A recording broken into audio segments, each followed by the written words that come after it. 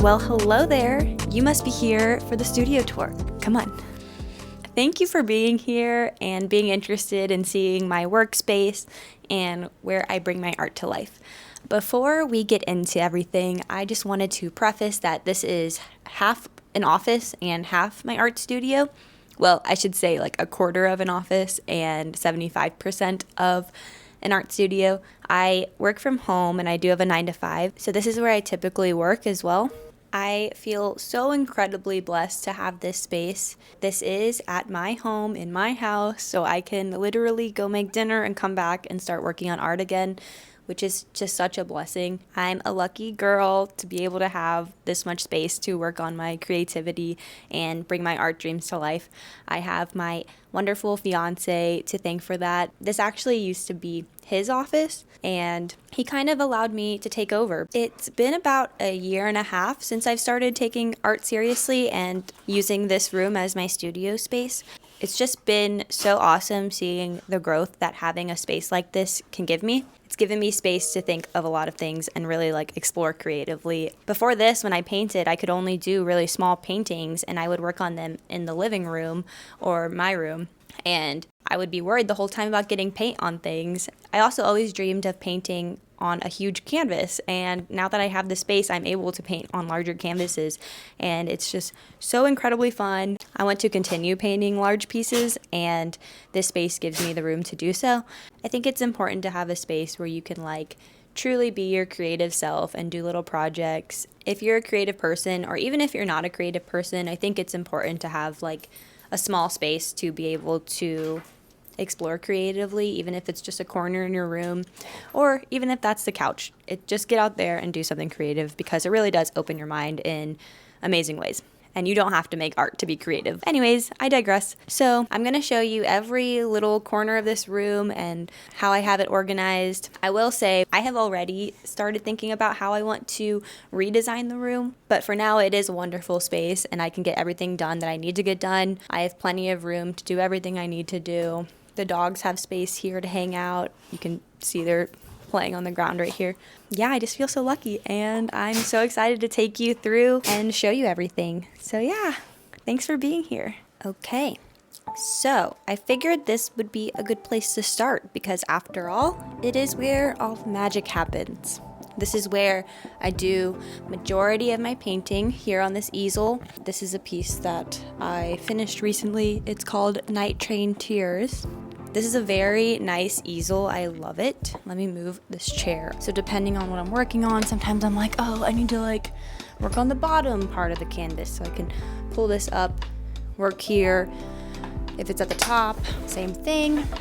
I can pull it down, work up here, and then adjust my seat as well, so it's very convenient. This little section at the bottom, I usually keep a paper towel, and then whatever brushes I'm using, I'll leave there as well. And I usually keep a pencil just in case I need to do any last minute sketching to make sure I'm getting my proportions right and all of that.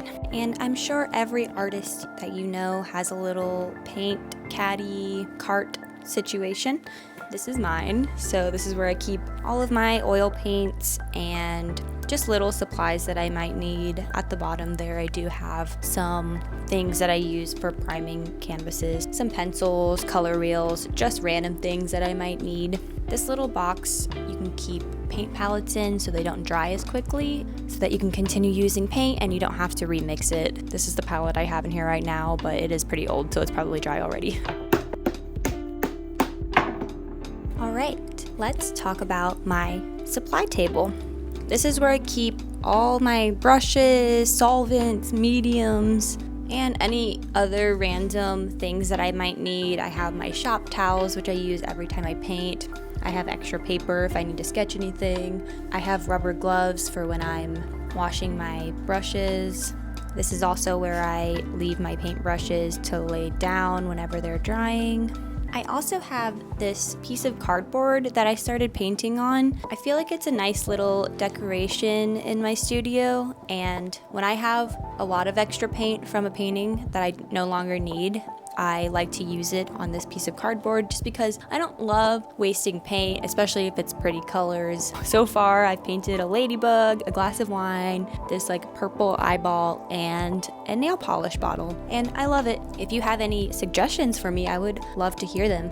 I also keep supplies underneath the table because there's a lot of space under there, so there's certain things like extra filming equipment or just things that I've acquired. Then I have this whiteboard. This is kind of an ongoing list of just things I'm currently working on. I won't lie, it's probably not my favorite way to organize everything I'm working on. It's what I'm doing right now, and it might change later, but it is nice seeing it all in one list.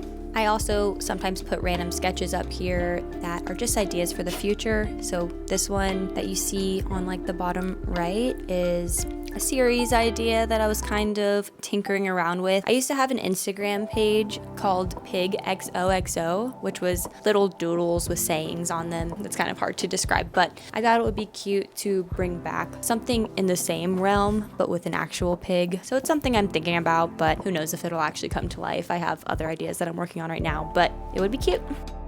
I apologize if you can hear my dogs playing in the background. They do a lot of that in the studio. So in this corner, this is where I keep my paintings after I've completed them and they're mostly dry. I also have a lot of extra canvases here, and that's honestly pretty much it. The drying rack that I currently have doesn't hold as many paintings as I'd like it to. I'm hoping to get something a little more heavy duty later on that can hold like even larger pieces than this. I'm definitely running out of space.